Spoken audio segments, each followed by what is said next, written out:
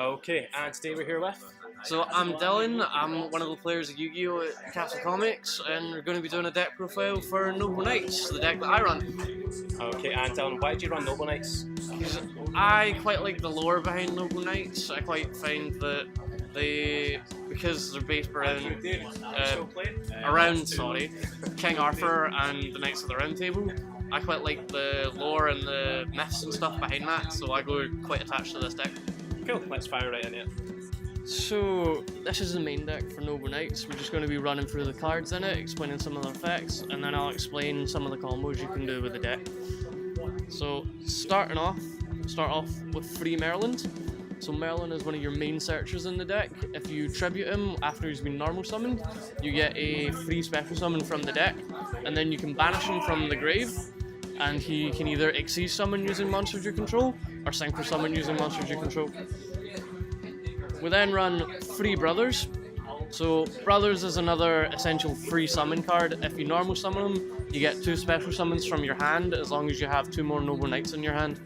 Another effect of Knoble Knight Brothers is that if you've got 3 Noble Arms and or Knoble Knights in the grave, you can choose up to 3, shuffle them back into the deck, and then draw a card.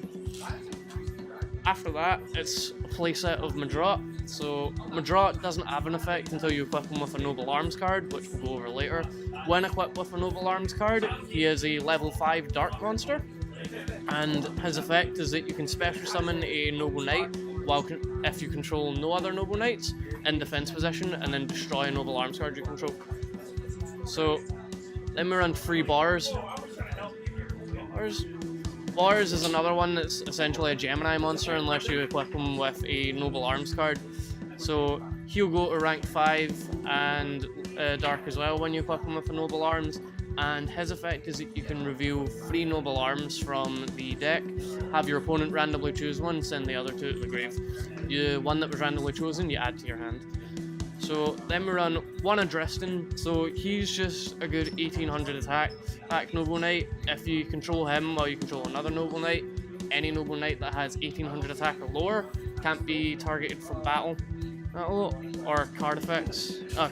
Sorry, my fault. Oh, and then that's essentially why you run Adrestin. We then run 2 Gwaine. So if you control a normal Noble Knight monster that doesn't have an effect, so essentially Madrot and Bars when they're not equipped, you can just special summon him in defense, which is essentially all he's good for except for Xyzing and linking away. So we then run 2 Gwynnifer, Queen of the Noble Arms, essentially your Union monster for the deck. You can play that as a spell, equip it to any of your Noble Knight monsters. Either all gain 300 attack. If it's equipped to a light monster, if it's destroyed by a card effect, you can destroy Gwynnifer instead. And if it's equipped to a dark monster, you can... Sorry, I'll have to read the effect. At the start of the damage step, you can destroy the monster at battles. So we then play 1 Blackluster Soldier, because there's a good consistency of light and dark monsters in the deck, because Merlin is a dark monster and he'll already be in the grave because you use him for your tribute effect, and then you'll definitely get light monsters in your grave for all the other Noble Knights, so just banish them and get out Blackluster Soldier. So 1 Honest, so that you've got that little extra protection if someone attacks your Noble Knights while they're not equipped. So going on to the spells now, starting off with the Noble Arms.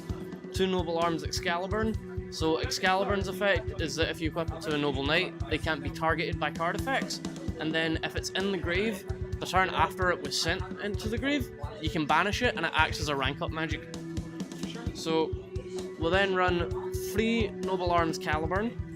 Noble Arms Caliburn is essentially just a boost 500 attack, and you gain 500 life points on each of your turns. You can gain 500 life points if you want, and all the Noble Arms cards and all the ones that will show after this all have the effect that they can switch to another Noble Knight once they've been destroyed, but they can only activate that once per turn.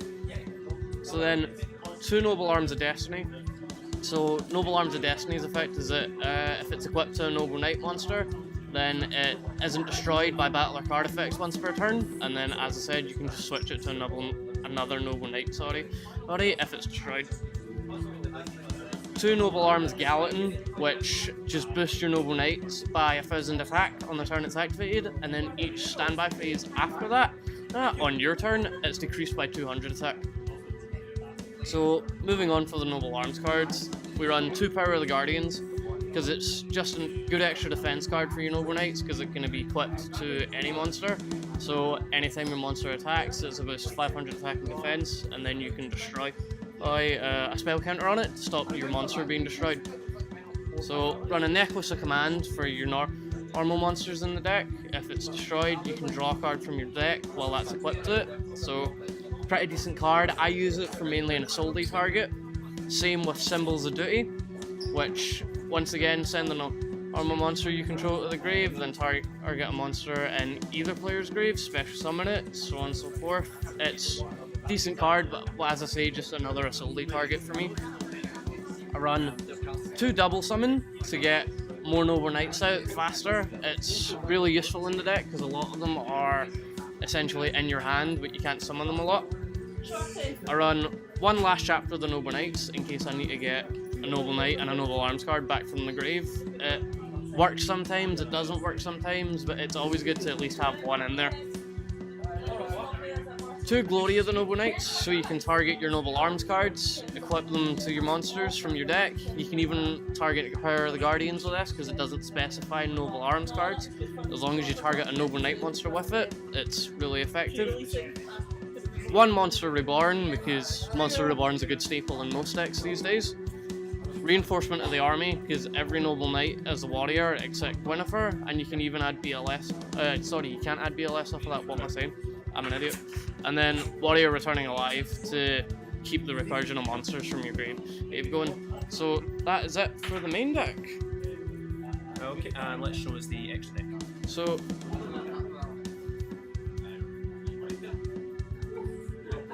extra deck for Noble Knights. Extra deck for Knoble Knights is essentially you've got your main Xyz monsters, you've got your Link monster, and then some of the other Xyz monsters that work well with it are like Utopia.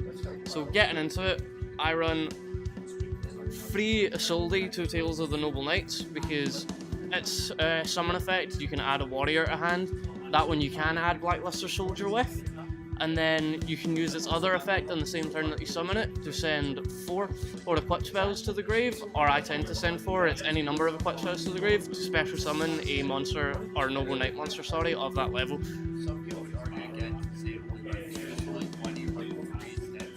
I tend to run 3 because I can get them out quite consistently, because I've been in a few duels where in the space of 2 turns I've had 2 Isoldes out. Like, I was dealing you at one point and I actually had 2 out in the space of 2 turns. But yeah, so I tend to run 3 because I find that I can get them out consistently, but the main suggestion is run 2. But I don't go with main suggestions, so yeah. But moving on to the Xyz monsters, 2 Artorius, King of the Noble Knights, is your rank 4 Xyz monster.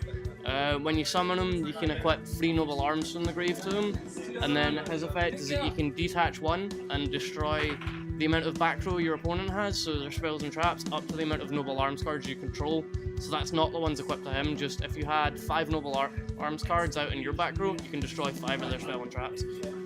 So, on from that, we go to Sacred Noble Knight of King Artorius. So this is what you use Noble Armed Excalibur to rank up into, because you don't tend to run rank 5s in the deck unless it's Madrot and Bars while they're equipped.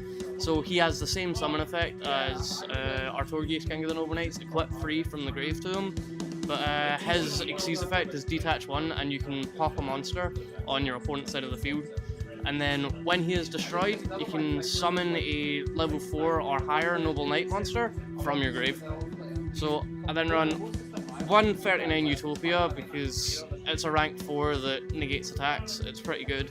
And then 1 Utopia the Lightning for the attack bonus, and you can't target it with effects during the battle phase. So where do you plan to take the deck? So I've been thinking about adding a few other cards into it, siding in like Goblinberg and Nightmare Goblin into the extra deck, because one is a really good play starter, one is a really good play extender. They really help spam out cards in the deck, they really help get more monsters out, bigger things, help getting Isoldes out quicker, so on and so forth. It means I can get a lot more plays going and a lot more shenanigans with the amount of cards that I can get, and then get out the bigger monsters. Right, so the new Noble Knight support coming out, what is the main stuff you're hoping for? Obviously we know roughly about the new Noble Knight Xyz. Is there anything else you're hoping for from the new set? Not really. It's mainly just the Knoble Knights stuff that I'm looking for because I don't know much about Cybernetic Horizon apart from the Cyber Dragon stuff in it. Well, see, for example, with the new Xyz monster, it gets you additional normal summon of Knoble Knight monsters. A lot like, for example, the levels Nothan, the Blackwing monster, that gets you additional normal summon of Blackwing monster, which helps extend combo plays like with the Blackwing, so you get more normal summons. Right, so are you hoping for more? One thing I have noticed with the Knoble Knights is that their equip cards, you can only have one of them out in the field. Would you hope that maybe if they do release more equip cards, that it has the ability of having, you can have multiple in the field? Having multiple in the field. I'd really like that because it would really help the deck at the same time. Because some of the cards, like Noble Arms of Destiny, because you can only have one of that out, if it's equipped to one of your level 4 monsters instead of one of your Xyz monsters, and then when you get rid of your Xyz monster, it kind of sucks because you don't have another one that you can play before they do that. Are you planning to increase your extra deck? Maybe something to help deal with Pendulum Magicians, because with your deck alone, right, with the whole back row thing, if you destroy, for example, Purple Poison Magician, that's going to, you can lose your monster like that. Destroys combo plays for yourself. Against other decks that are more meta at the minute, Knoble Knights do lack something, so I have been thinking about spicing up the extra deck a bit, but I don't know as to what at the minute. So I'll definitely be thinking over stuff to deal with Pendulum Magicians and Sky Striker Trick Stars and stuff like that. What about Ultimate Conductor Tyranno? Because for example, with him, it's basically summon him, I flip him face down, I flip your stuff face down, that's all your Knoble Knight stuff gone. Yeah, it's so. To interject as well, maybe that calls for a few extra link monsters and obviously got some space and potential plays for things like that. Graphic, all the goodness. Would you ever consider Saryuja? Oh yeah, I'd definitely consider the big 3 links at the minute, like Bottleload, Saryuja, can't remember the other big link. Firewall. Firewall, that's it. Yeah. Because Firewall and Pass. Because, yeah, if you get one of them out, you essentially have at least a stable board for the time being, but you can still work with them to get better plays out. But Bottleload and Saryuja would definitely help the deck, but the only problem is getting them at the minute. But the bonus is, with the Megatins coming around the corner, it's not a guaranteed thing, but you have chances of pulling Bottleload, Saryuja, and Firewall. Is there anything that, is it those ones? Obviously, Saryuja with the additional normal summon. Yeah. Well, not normal summon, special summon, you can get more combo plays going. So you could go into your Soldi, then you can get your Search, then you go into Artorius and all that with the extra additional 300. Yep. That would help you a lot more, I'd see. Yeah, the deck would definitely be boosted by having stuff like Saryuja and Bottleload in it. So when you said that you were you're not trying to go the mainstream, you need to go the mainstream, keep the mainstream, and actually deal with problems like that. Have you thought about maybe, because you have got some extra, for example with myself, when it came to my extra deck, I noticed I did have some space, so I got in a couple of the main targets for main decks I go up against, for example Hypnil, Electromite. So my side deck's more clear, I got a bit more space. The only thing I need to do is a couple side out, a couple of cards.